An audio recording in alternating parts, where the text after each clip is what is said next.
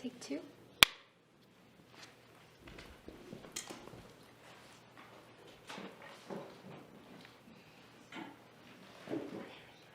Okay. My name is Anneke Lucas.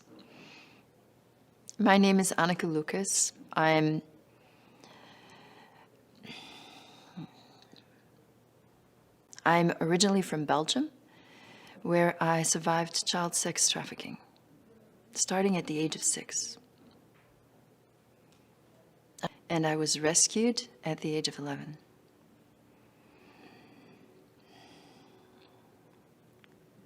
I had no idea that I was dealing with people who were that important. I had no idea that these were people on the world stage and that they were actually very visible. And I'm quite convinced that if in 1974, when I was released, anyone would have guessed the event of the internet, I'm pretty sure that I would have never made it out alive. I would have never been let go. Now, I can tell you that I went through a process that I've been going through hundreds of times since I've started my healing process over 30 years ago. Just knowing who that person was and seeing pictures of this person, seeing this person on a video, just made the memory that I had of the incident so vivid and real. And I had to deal once more with the reality of that rape. So I was 10 years old, and it was a month before my 11th birthday. I don't know if you know, but as a child, I remember things based on my birthday because my birthday was important. So it was in March of 1974. And one of the places where I was abused, it was not an orgy where I was sometimes taken and brought in late, and then I was just mingling with the people that were there. No, this was a place, a mansion where I was taken sometimes, and I would just have to go straight to a small room, and in that room there was a dirty mattress, and then I would just be there and wait for the men to come. And in that room specifically, because it was so abrupt, I was always convinced that the next man who was going to come in was going to say, I'm not going to do this, this is a child. I was 10 years old, and I really didn't look a day older. I was very small. I was completely undeveloped.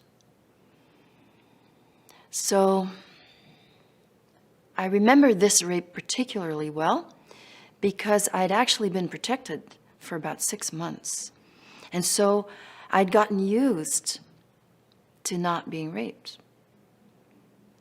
And so I was back in this dirty room, and the first man that arrived scared me to death. He looked like a gorilla, and he was very gruff, and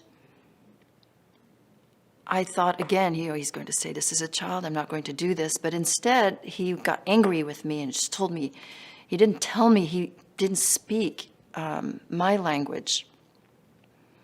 He basically motioned for me to take off my clothes. And I remember as I was trying to take off my t-shirt, I got stuck. And so suddenly, I was in this space where I somehow thought I was going to be killed, and I couldn't see anything, and my arms were stuck, and my head was covered, and he ripped the shirt off and laughed. And by that time, I had gone into what I call my saint personality, that I felt guilty, that I had been afraid of this man who was just trying to help me. And I tuned in, which is something that I did to survive. I tuned in to the man, and I saw in his face, in his lips specifically, something silly. Something that a little silly boy who's been told that he's stupid a lot. Some boy that was teased. And I saw this silly thing, this vulnerability in this man. And so I honed in on that. And as my sane personality, I loved that boy. And I embraced that boy. And that is how I made the men happy. I gave them something that they needed. They needed to be loved in a way that they hadn't been. And I tuned in to their need and nurtured them. Then I left my body, because then he was raping me. I left my body, and I went, in this particular case, I went to a lamp that was there, and my consciousness was now on the fabric of the lamp, which was woven in beige, and the light was shining from within. And it was as if I could see it better than if I would put my eye right on that lamp. As if my consciousness was out of my body and I didn't feel anything. I was just with that fiber of the lampshade. But then, when he was about to have an orgasm, I had to come back in my body, because this was always the scariest moment. Because I knew that at any moment those men could decide to kill me, and I never knew who I really had here. So I had to be very careful. And this man looked like he was choking, and I would see in that moment, I would feel the revulsion, because he was gone. He was not present at all.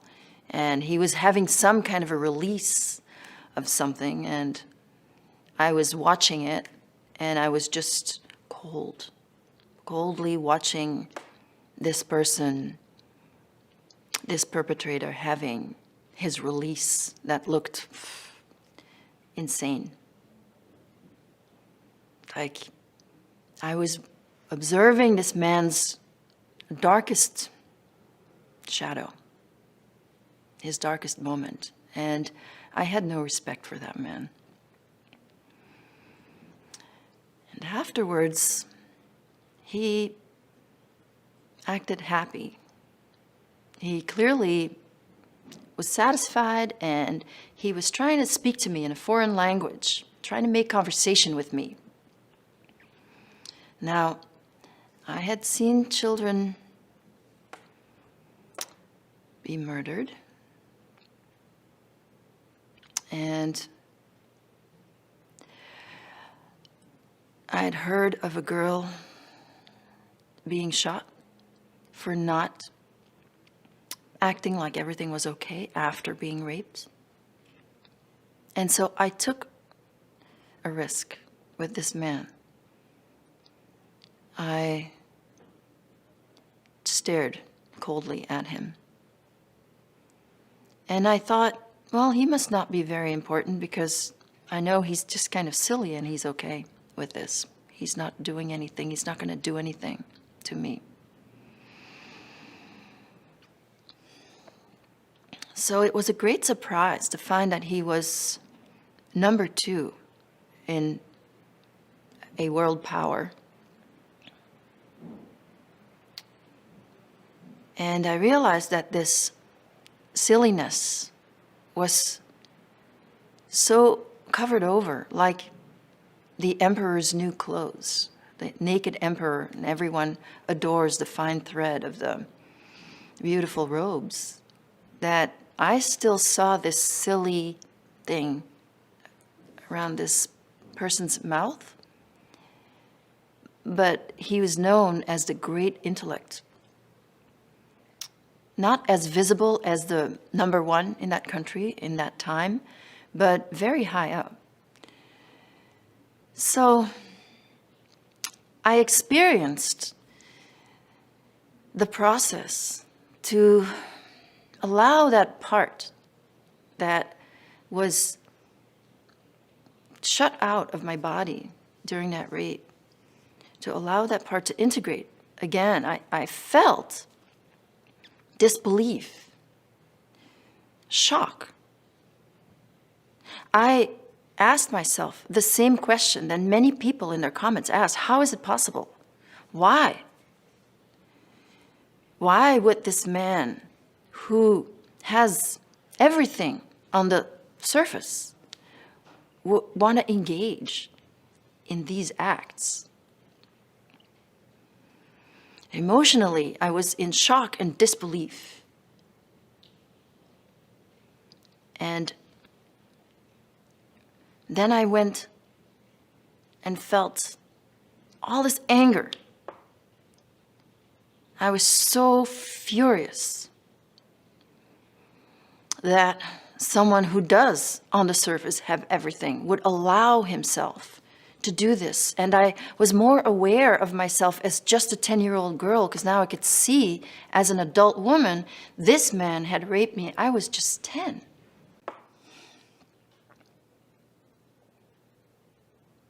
I know that it's easy to say, well, politicians are all corrupt. But then it's a little bit harder to think that a politician who's corrupt also rapes and kills children. I think that's where we have to draw the line. We say, no, that I can't believe. Because if they're doing that, I think everyone has to go through the process that I just described, because it's personal. It's a personal betrayal for everyone. If that's what our world leaders are doing, well, it's really no wonder that the world looks like what it looks like today. It's no wonder that there is so much hunger and poverty in the world, and that the resources of the world are being hoarded by a few. It's no wonder. But that this is an addiction, that any junkie that you find on the street that has to shoot up and will do anything to get that next high, that these people are no better. These people have an amazing brain and intellect, and it makes them all the more dangerous to the world.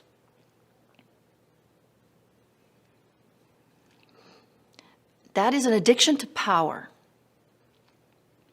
It's an addiction that I know everything about because I was really badly abused. I know what it's like to feel silly and to be laughed at.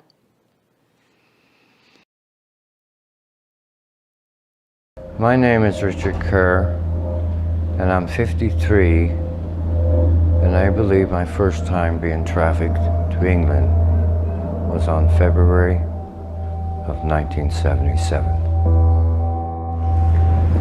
Richard Kerr has suffered for over 30 years in silence, blocking out the horrors of his past at the hands of what he describes as very powerful people.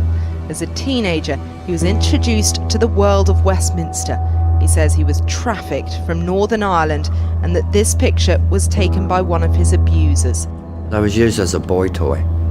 I was an object, a sexual object. Rumours of an alleged paedophile ring in the top echelons of society have been circulating for years. But for the first time, Richard's account of what happened to him as a boy links 3 locations.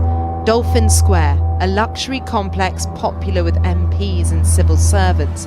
Kincora Boys' Home in Belfast, where boys were systematically abused.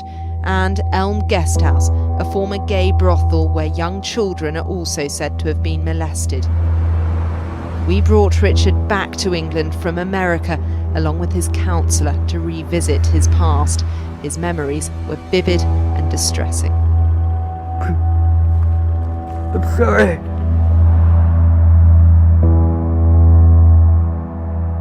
A cottage industry of conspiracy theories has built up around this story, but Richard insists a VIP paedophile ring did exist, and it's time for the truth to be told. They were men who had control and power over others. They were politicians, you believe? Some I do. His story starts in Belfast in the 1970s at the now notorious Kincora Boys' Home. He was placed in care from the age of 5 and sent to Kincora at 14, where he was abused. There, he claims he and 2 other boys were hand-picked to be trafficked to London and sexually abused by further men. Both of them, he says, have since taken their own lives. We were throwaways. That's how I felt. I felt a throwaway. I was exploited. Richard says in 1977, when he was 15, he was put on a ferry to Liverpool, abused by a man there, then escorted to Manchester and later sent to London. He claims he was picked up in a car at King's Cross Station, taken to a hotel close by and forced to have sex with multiple men. I had no way to get to England. I had no money. You know, I was under the state care. They were responsible for me. I had no one else to turn to. This is the place that I remember very well, and the memories that I tried to block many, many years ago. How do you feel about the boy you remember here? Very emotional. Very painful. Sorry.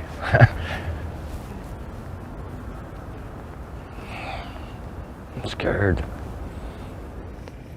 He says he's faced years of intimidation and is still being warned not to talk by people he believes are connected to the alleged paedophile ring. Some of his sharpest memories are of the fear he felt when he says he was visited by detectives on 2 separate occasions and told to keep quiet. They told me to stop talking about Kincora, and that they intimidated me here. There is another place where they in Preston, Lancashire, they told me they could put me away. He claims he was trafficked across the UK, including to Rochdale, Lancaster, Manchester and Wolverhampton. But it's here, at Elm Guesthouse in South London, that he says he faced his most violent experience. It was raided by police in 1982. Newspapers at the time said that at least 3 MPs were questioned. It's claimed the late Sir Cyril Smith was a visitor. It was being used as a gay brothel, and it was alleged children as young as 10 were abused. It's the first time Richard's been back, and the flashbacks come fast. I was tied up here.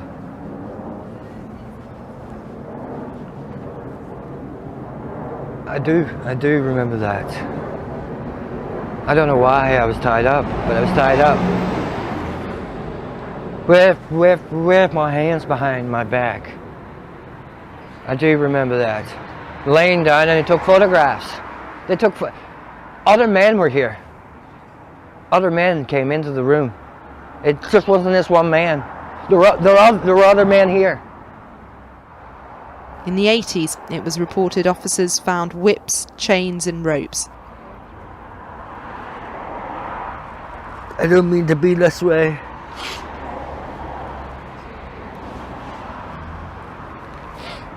It happened. You know, I just don't mean to be. It's just holding on to all this sometimes. And I can't believe this happened. In the 1970s in Piccadilly Circus, Richard said he was picked out from a group of boys sitting upstairs inside the wimpy fast food restaurant. Would you describe the activity round here as a paedophile ring? Oh, yeah, there's no question about that. Oh yes, definitely. Why are you so convinced of that? Because of the people I was involved with. And the boys were in groups, even though we were spread across the tables. And the way they set it up, the clients and locations. One of the locations he claims he was taken to in a taxi was an apartment complex in the heart of Westminster known as Dolphin Square. It is now at the nexus of the Met Police's Operation Midland, which is also looking into alleged murders. I could have been 16, 15, 17. I remember going in with this guy, and he told me to sit down and relax and explained about his glasses. And he said he had a Waterford crystal, and he wanted me to have a brandy, and we had more brandy. And then we had a sexual encounter in here. Did you ever meet any of the men that have been named to have had alleged contact with young boys? I just don't want to get into that right now. I really don't. I'm talking to my attorneys, legal. And why is that? Why don't you want to talk about it yet? I'm still concerned. There are some people still around, and I'm concerned. Most of these people were very well off, but most of them had positions of power that had influence over others. Why don't you feel yet, after all these years, that you can name your abusers who were in power? I'm still in some fear, even though I'm willing to take the courage. I need to know that I can have faith in our government. And central to achieving that trust, he says, is getting the government to acknowledge what he calls the untold story of Kincora Boys' Home, that he claims goes way beyond Northern Ireland. In 1981, 3 senior staff at Kincora were convicted of abusing 11 boys. There's been 2 judge-led inquiries, but allegations of a high-level cover-up continue. Despite claims that abuse in Kincora was connected to England, the Home Secretary, Theresa May, has so far ruled out including it in the official child abuse inquiry. Right now, when they're not willing to bring Kincora into Westminster, that just tells that the message it sends to me is that there's some kind of cover-up, and there has been. It's claimed British security services knew about the crimes in Belfast but did nothing to stop them, using the knowledge to blackmail and extract intelligence from influential men. In 1975, as the Troubles were taking hold, a young army intelligence officer called Brian Gemmell was working undercover and tried to blow the whistle. We brought Richard to meet him for the first time. You must be Richard. Yes, I'm Brian Richard. It's good to meet you. Come on in. Let's talk. Come on in. Brian says he put in an official report about Kincora to a senior MI5 officer, but to his astonishment, he claims he was ordered to stop digging and forget about it. That's the thing that hits me. That if I'd really pushed the thing through in 75, 76, you could have been rescued. I'm sorry.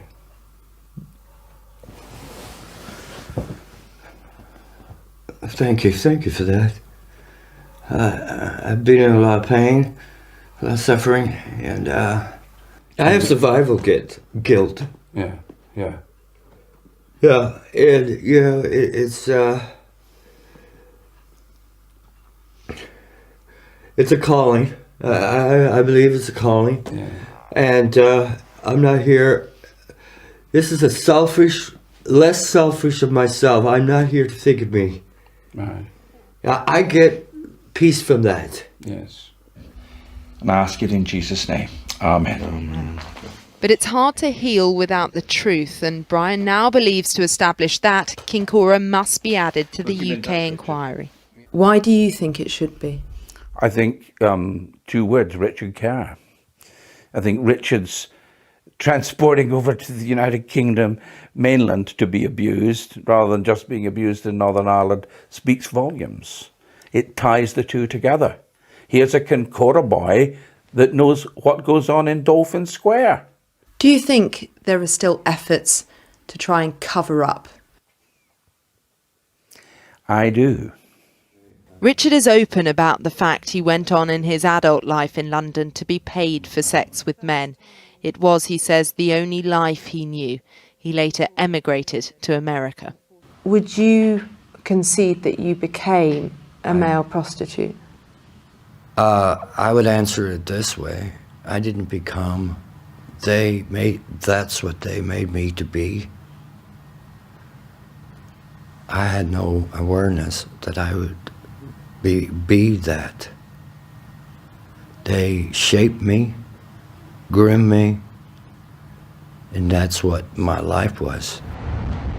He says he's decided to speak out now for his two friends trafficked with him, no longer alive to tell their tales. It's not about me. It's about the voices that didn't have a voice, and I don't know, my spirit is driving me. And he has this message for the Home Secretary, Theresa May. I want those who are responsible brought to justice. Yes, we can't fail in this. We just can't. If we do this now, if we fail on this, we are allowing this to continue. That they can get away from this because people have decided to turn the other way. The idea those inside the corridors of power were part of a sophisticated UK-wide paedophile ring has been dismissed by some. But Richard is adamant there was one, and that he is living proof.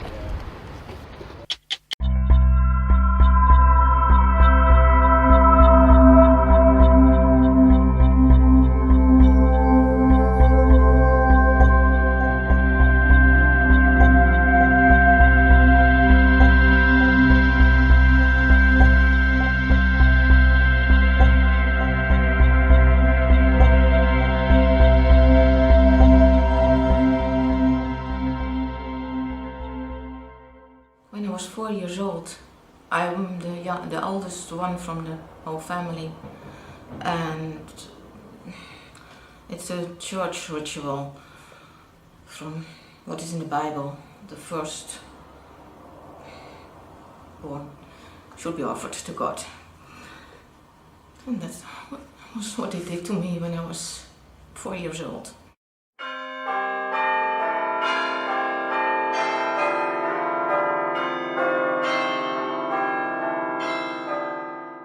And then they put me on my stomach on the table. And the vicar, he put his fingers in my vagina, and it was bleeding. And then my grandfather did it, not with his fingers, but with his penis, and all they were singing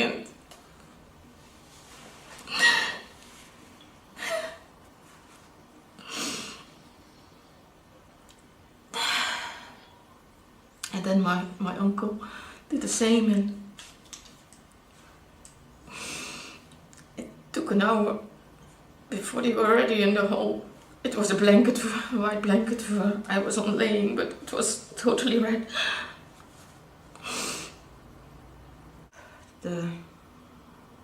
My grandfather, he paid the figure for this holy sacrificing thing, and I was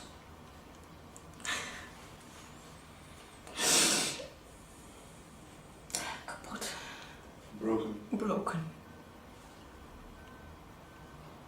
And afterwards I had to go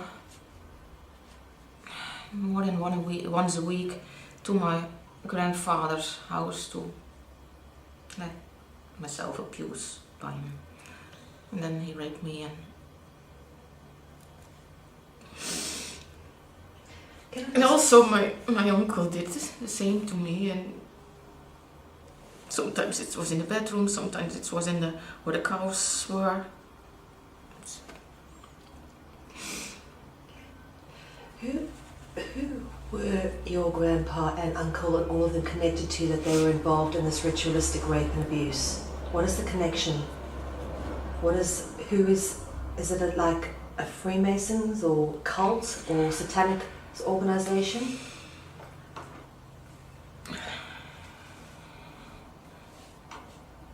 For me it's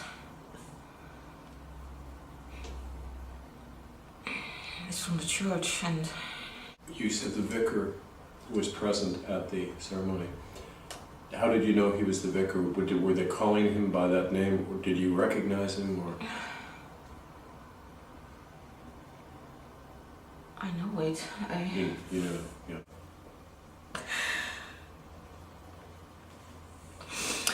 try to bring you, to put you in a position that you are unable to do things and to make your, Feel guilty. yeah, feel guilty. When I was 5 years old, the house doctor did come, who always also gave me the pills after the ritual. And he learned he taught my parents how to torture me with electricity. Then he bound me on the table and gave me electricity through my fingers or hands and feet, and afterwards, when that was done, I was always naked. He stimulated the clitoris to give me a clitoral orgasm. So torturing and orgasm should go together. And that was, he came 3 times to teach my parents that, and it was my mother who had to do it. So your mother used to give you an orgasm? Yeah. Stimulate you? Yeah. Your mother was sexually abusing you too? Yeah. My mother trained me, and it was a training for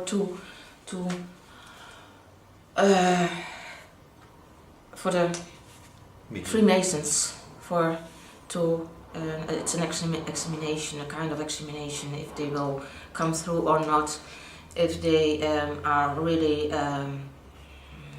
pedophile or... So it's initiation, yeah. you mean? Okay.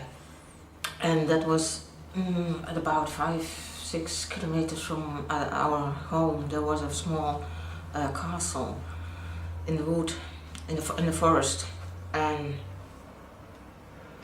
they brought me there when I was 6 years old. Let's talk about the castle in the forest. The house doctor, he was the one who took me there. Then he put an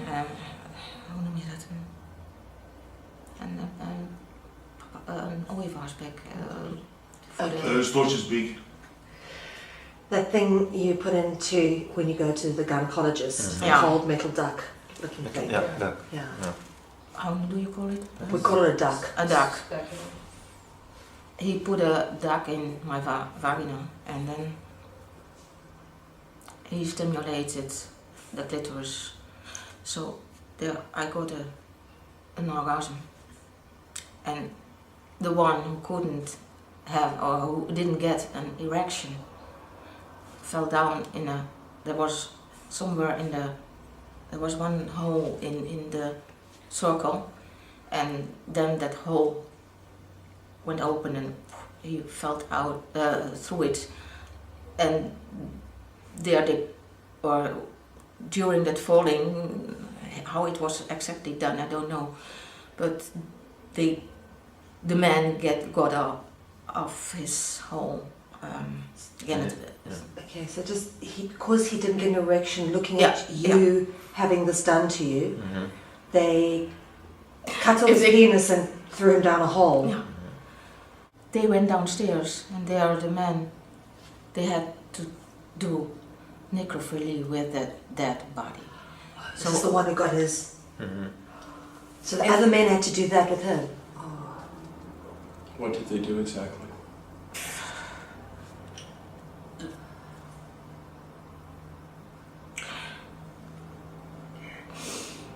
To penetrate him. Anally,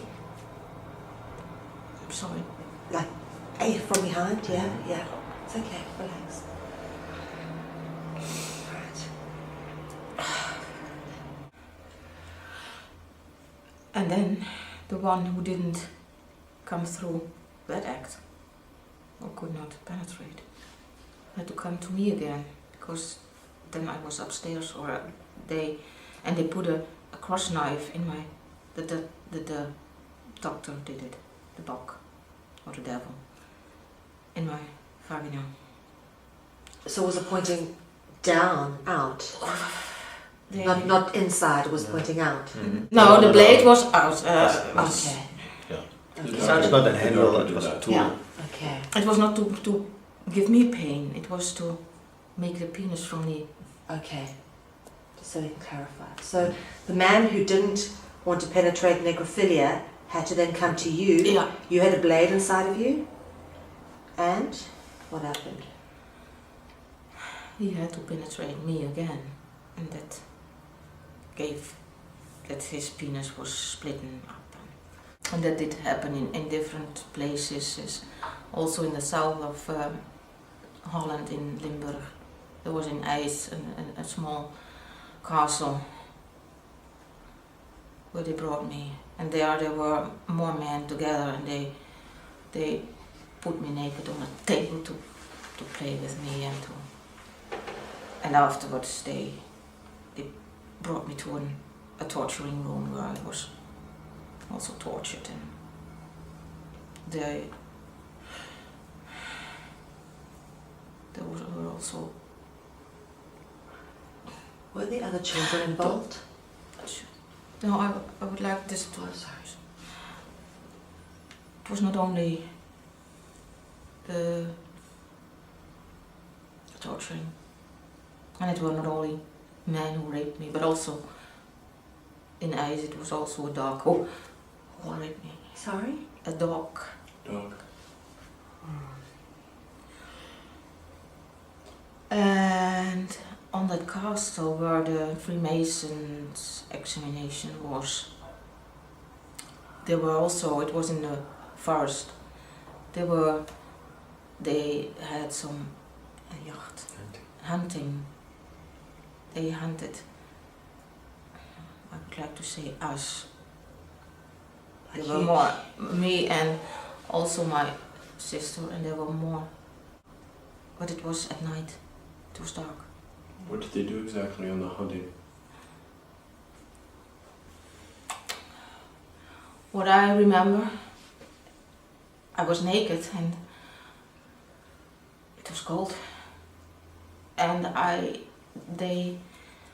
there was on my feet, I put my feet in a clam or so I couldn't go on any longer. I'm sorry, on a what? I know. Like a bear trap, a clamp. Yeah. Like you had a trap around it? Yeah. Okay. Okay. And it was hunting with dogs, not with a gun, but it was, and they were on horses.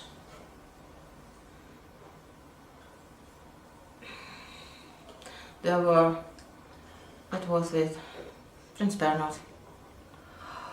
I'm sorry, who? Prince Bernhard, the former And king of... Cardinal Alfring. Cardinal. Alfring. How do you spell that? A-L-F-R-I-N-K. A-L-F-R-I-N-K. He was a Catholic cardinal? Yes. Yeah. And the Prince Bernhard. Yeah, Prince Bernhard of the Netherlands, the man who set up Bilderberg. How And the old- World Wildlife Federation. How old were you when this happened? The hunting? At about 9, No. 10 years old, 7. During that whole period it happened. And it was not only in that forest. But they put the dogs to hunt us. And then when you could not go on, and there was that clam around my feet, the dogs, they raped us, and they were laughing and putting jokes on me. How many men did this? What I know or what I see is 2 men, but probably there were more, I don't know. Were there other children involved? Were you the only child or was the others with you? I know that I heard crying or screaming, and it was my sister, and she didn't take part afterwards on those hunting parties. But with me, they took me to England, to Wales, to Scotland. Who took you? The doctor. I'm sorry, hunting parties in Wales? And In Carnarvon Castle and in nearby Fort Williams in Scotland.